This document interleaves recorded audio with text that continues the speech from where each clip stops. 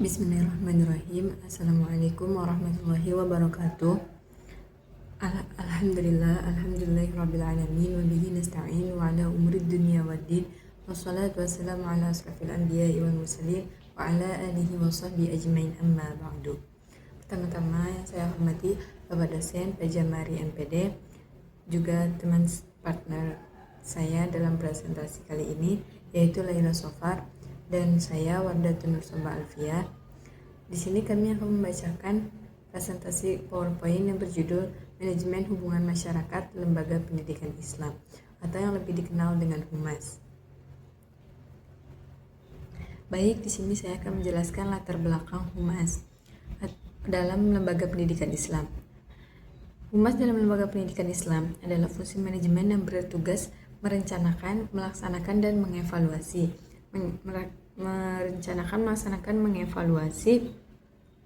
kegiatan komunikasi guna menciptakan hubungan yang harmonis. Jadi setelah merencanakan, lalu dilaksanakan, lalu dievaluasi. Apa nih yang ditigain ini? Yaitu adalah kegiatan-kegiatan yang menciptakan hubungan yang harmonis atau ada manfaatnya. Untuk siapa? Yaitu untuk masyarakat atau wali murid dengan sekolah.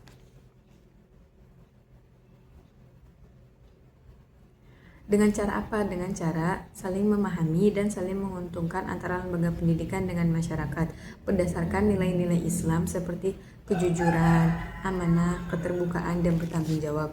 Jadi Humas itu mempunyai job desk-nya juga, tapi juga dilandasi dengan nilai-nilai Islam seperti jujur, amanah, menyampaikan, lalu ada keterbukaan, tidak diumpat-umpatkan informasinya, serta bertanggung jawab. Karena Humas ini kan pemberi informasi dari dalam sekolah ke luar sekolah agar masyarakat tahu atau wali murid tahu.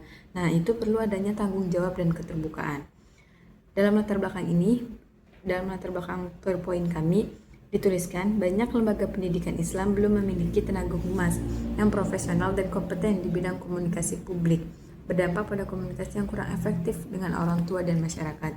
Jadi memang kurangnya SDM yang berkompeten akan berdampak sekali pada komunikasi sekolah dengan masyarakat. Maka dari itulah setiap lembaga harus mempunyai humas. Ini adalah keterkaitan yang tidak bisa dipisahkan. Oke. Baik, bismillahirrahmanirrahim. Assalamualaikum warahmatullahi wabarakatuh. Saya Laila Sofar, izin melanjutkan presentasi yang sudah dibacakan oleh teman saya yaitu Kak Wardatun. Baik, selanjutnya yaitu rumusan masalah. Yang pertama, apa yang dimaksud dengan manajemen hubungan masyarakat Humas di lembaga pendidikan Islam? Yang kedua, permasalahan apa saja yang muncul dalam tata kelola manajemen hubungan masyarakat atau Humas di lembaga pendidikan Islam? Dan yang ketiga yaitu bagaimana dampak yang terjadi dan apa solusinya dalam mengatasi permasalahan yang muncul dalam tata kelola manajemen hubungan masyarakat Humas di lembaga pendidikan Islam. Oke, baik, selanjutnya yaitu poin pertama, pengertian manajemen hubungan masyarakat atau Humas. Humas tidak hanya bertugas menyampaikan informasi, tetapi juga memastikan komunikasi antara organisasi dan masyarakat berjalan dengan baik. Jika hubungan tersebut terjaga, organisasi akan lebih mudah mencapai tujuan dan mempertahankan keberhasilannya dalam jangka panjang. Nah, jadi hal-hal yang harus dilakukan oleh praktisi Humas adalah membantu organisasi dalam merumuskan filosofinya, visi dan misi, serta dalam menentukan dan mencapai tujuan organisasi. Intinya, Humas membantu organisasi dalam melakukan perubahan agar dapat menyesuaikan diri terhadap lingkungan yang berubah. Nah, jadi Humas itu nggak hanya menyampaikan informasi saja, tetapi harus memastikan komunikasi antara organisasi dan masyarakat berjalan dengan lancar dan saling memahami. Nah, kalau sudah hubungan organisasi dan masyarakatnya baik, pastinya visi misi organisasi lebih mudah mencapai tujuan dan pastinya mendapatkan kepercayaan masyarakat. Oke, baik, selanjutnya itu poin kedua, konsep peranan hubungan masyarakat, yaitu peran manajer realisasi Humas yang profesional dapat tercapai. Pada mulanya, peranan hubungan masyarakat atau Humas dibagi ke dalam 4 kategori. yakni yang pertama expert prescriber yang artinya ahli pemberi resep. Yang kedua yaitu communication facilitator atau fasilitator komunikasi, dan yang ketiga problem solving process facilitator yaitu fasilitator penyelesaian masalah, dan yang keempat yaitu communication technician yang artinya teknisi komunikasi. Nah, peranan praktisi humas juga merupakan salah satu kunci untuk pengembangan pencapaian profesional. Hanya dengan menjalankan peran manajer, realisasi humas yang profesional dapat tercapai. Nah, jadi konsep humas itu ada 4 peran. Yang pertama memberi saran atau masukan kepada organisasi. Yang kedua penghubung komunikasi antara organisasi dan masyarakat. Yang ketiga membantu menyelesaikan masalah yang terjadi. Dan yang keempat mengelola berbagai kegiatan komunikasi dan penyebaran informasi. Oke, selanjutnya poin yang ketiga yaitu tujuan dan fungsi manajemen hubungan masyarakat.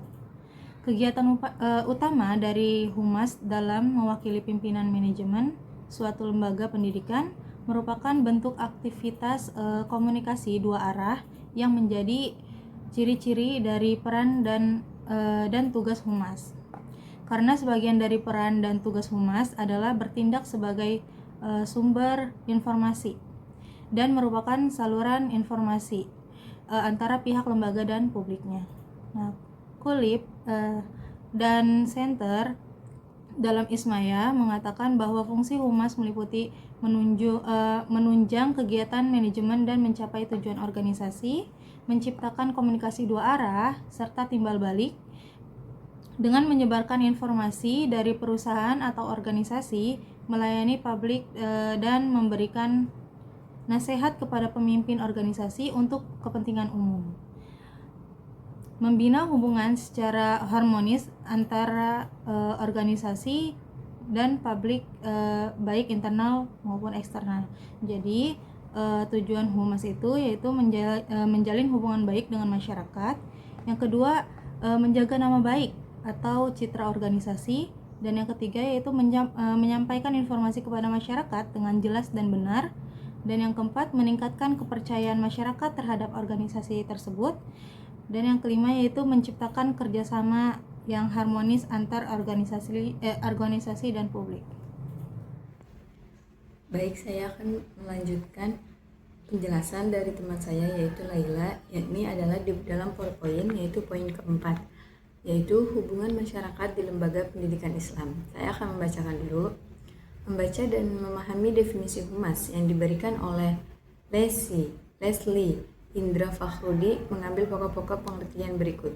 Hubungan sekolah dengan masyarakat merupakan proses komunikasi antara sekolah dengan masyarakat, bermaksud untuk meningkatkan pengertian warga masyarakat, pengertian tentang kebutuhan dan pelaksanaan pendidikan, mendorong minat warga masyarakat secara tepat, mendorong mereka bekerja sama untuk memajukan sekolah. Di sini adalah hubungan masyarakat di lembaga pendidikan Islam. Jadi apa sih itu tugas humas? Yaitu tadi tentu yang pertama adalah merencanakan, melaksanakan dan mengevaluasi kegiatan-kegiatan sekolah. Nah, lalu adalah tugas humas juga adalah menyampaikan informasi, yaitu menyampaikan informasi dari dalam sekolah tentang kegiatan sekolah ke masyarakat untuk bikin warga atau masyarakat mengerti apa kebutuhan sekolah, bagaimana prosesnya gitu. Dalam PowerPoint kami dituliskan bermaksud untuk meningkatkan pengertian warga masyarakat. Jadi mendorong minat warga juga untuk peduli kepada sekolahnya. Tidak hanya menyekolahkan anaknya saja, tetapi juga masyarakat atau wali murid semua mengetahui. Jadi dalam diri mereka itu ada minat. Aduh, saya pengen tahu nih sekolah anak saya bagaimana ya gitu. Nah, disinilah tugas humas untuk menyampaikan informasinya. Humas juga bukan cuma ada di setiap acara-acara saja, tetapi humas itu adalah seperti yang tadi saya bilang di latar belakang, yaitu sangat berkaitan dan berhubungan dengan setiap organisasi atau lembaga. Humas ini juga bisa diartikan dalam Islam itu seperti habl atau hubungan, atau juga bisa disebut tali. Karena dengan adanya humas ini semua akan nyambung informasinya gitu.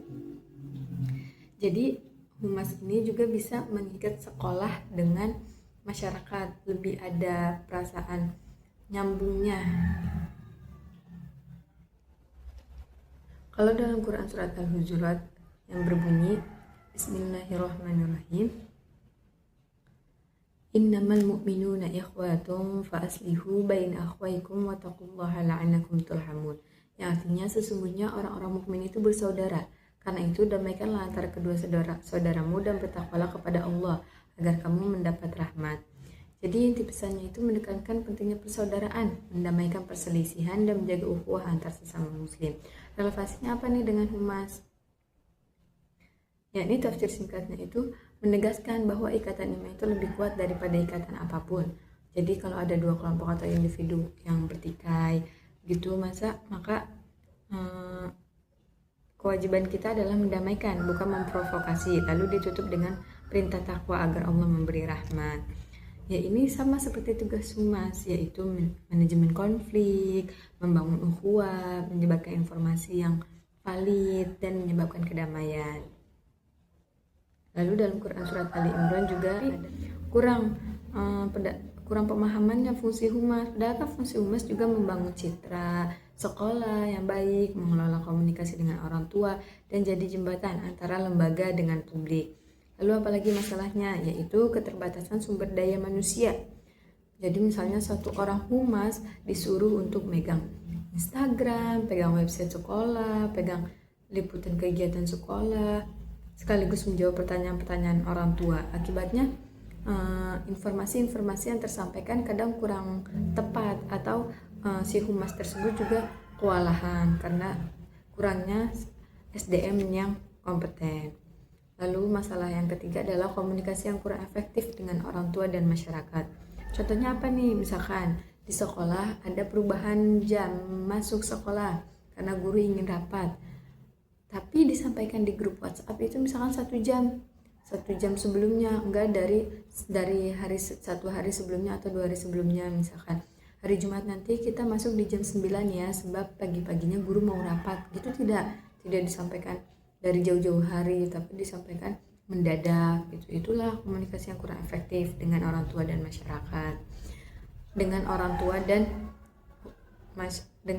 dan staf-staf sekolah gitu. Itulah humasnya kurang cepat bergerak gitu. Lalu pengelolaan media sosial yang belum optimal, itu salah satu masalah humas, karena biasanya di sekolah-sekolah itu pakai platform Instagramnya atau TikToknya hanya saat-saat lomba, tidak dipakai misalkan seminggu sekali untuk meng-up informasi-informasi sekolah gitu, atau ada berita apa tidak di-up. Jadi humasnya itu redup, nggak on point gitu, nggak menyampaikan informasi secara berkala. Lalu masalahnya penyebaran informasi negatif dan hoax. Nah, misalkan ada penyebaran informasi yang negatif nih tentang sekolah, tapi humasnya itu menangkapinya lambat, nggak 1 kali 24 jam, tapi bisa berhari-hari sampai 3 hari atau bahkan seminggu baru mengambil keputusan dan langkah gitu. Itu adalah semua contoh-contoh permasalahan dalam humas. Lalu di poin ke-6 kami menjelaskan solusi untuk mengatasi permasalahan manajemen humas di lembaga pendidikan Islam. Sudah pasti setiap ada masalah juga ada solusinya ya teman-teman. Beberapa langkah yang dapat dilakukan oleh petugas kehumasan yang ada pada sebuah lembaga ataupun organisasi dalam mengatasi berbagai permasalahan kehumasan antara lain: 1.